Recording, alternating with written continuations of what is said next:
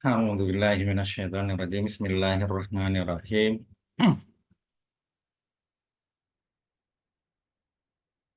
Bismillahirrahmanirrahim. Assalamualaikum warahmatullahi wabarakatuh, teman-teman semua mahasiswa yang mengambil mata kuliah metodologi penelitian.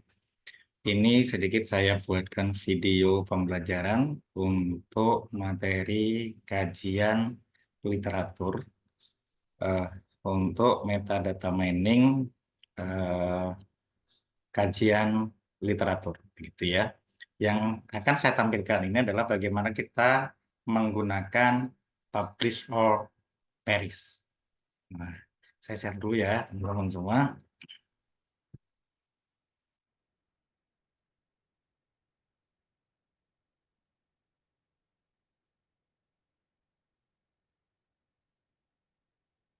Oke,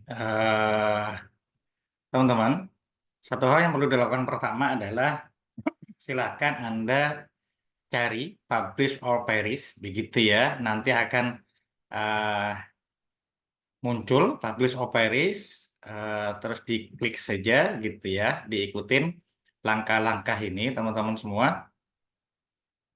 Kita tunggu sampai muncul gitu ya. Setelah itu yang perlu dilakukan oleh teman-teman adalah download gitu ya, dan instalasi sesuai dengan instruksi, ikuti saja. Dalam hal ini saya sudah melakukan instalasi dan sudah siap, jadi tidak saya tunjukkan bagaimana cara instalasinya karena saya rasa teman-teman juga akan mudah melakukannya. Saya tunjukkan langsung di sini teman-teman semua. Jadi ini eh, karena saya pernah pakai ya. Ini saya delete dulu aja. Jadi teman-teman semua nanti ketika sudah berhasil instalasi Publish or Perish, dibuka saja baik di Windows maupun di Mac begitu. Nanti akan muncul seperti ini.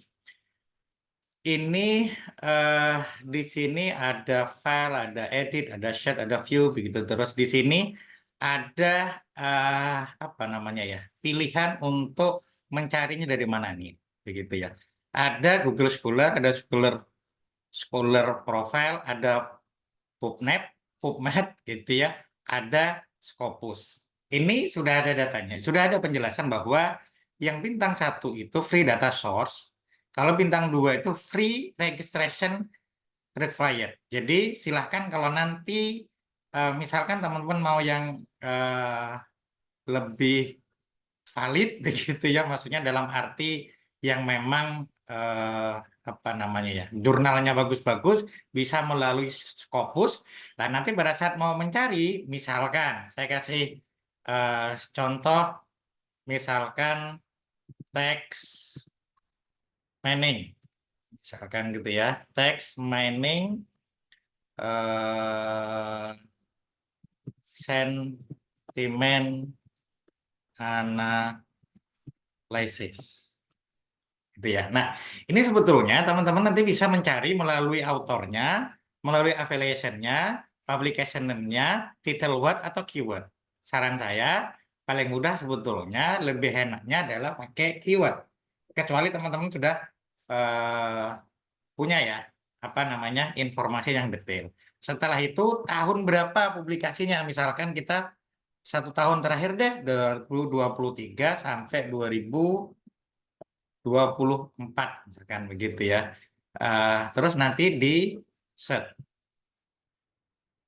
Nah, ini akan diminta untuk registrasi begitu ya. Nanti di sini teman-teman harus registrasi dulu di Scopus. Ikuti saja nanti perintahnya seperti apa. Ini saya tidak lanjutkan di sini begitu ya. Karena sebetulnya ada yang apa namanya ya, tidak perlu eh, register gitu ya, yang pakai Google Scholar kayak gitu ya. Kita pakai Google Scholar dulu ya teman-teman ya, karena kalau tadi misalkan Scopus akan ada pesan seperti itu, dan baiknya Anda mendaftar dulu di Scopus ya. Oke, Google Scholar seperti tadi, misalkan teks, oh jangan teks mining ya, sentimen analisis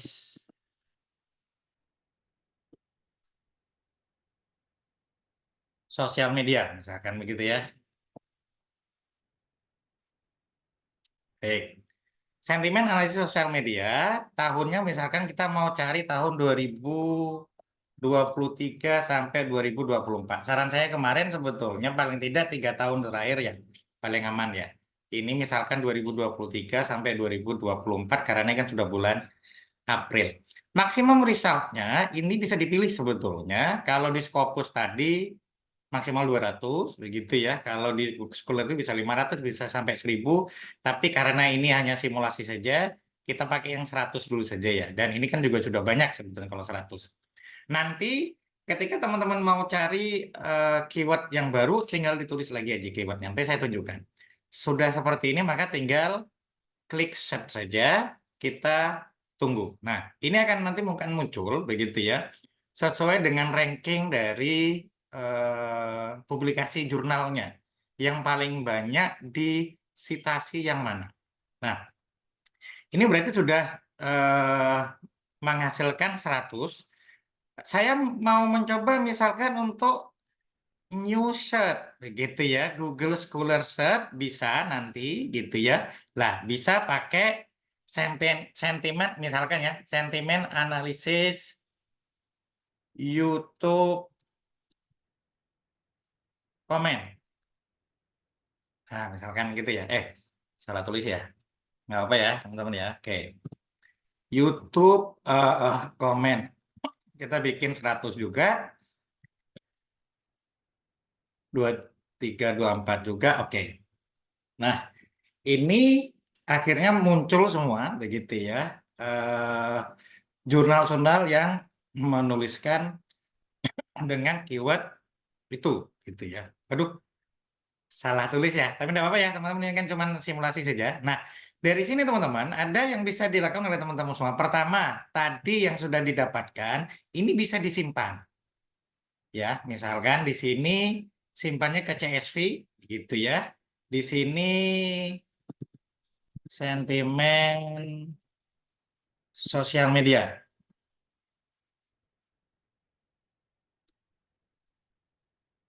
Misalkan ya. Terus yang kedua tadi YouTube disimpan juga, bisa CSV, EndNote dan sebagainya. Tapi saya seringnya pakai CSV. Terus sentimen, tapi ini bukan sosial media, YouTube gitu ya. Nanti bisa kita tunjukkan. Oke. Nah, ketika sudah seperti ini kita lihat misalkan sosial media begitu ya. Nah, nanti kita klik. Oh, ini mau kita lihat jurnalnya di mana sih begitu ya. Ini tinggal klik 2 kali nanti akan dilarikan ke sini. Nah, nanti tinggal di view PDF-nya. Teman-teman nanti tinggal download, simpan, baca. Gitu ya. Itu cara pertama. Cara yang kedua, teman-teman di klik saja yang di sini, misalkan gitu ya, sentimen analisis sosial media, begitu ya.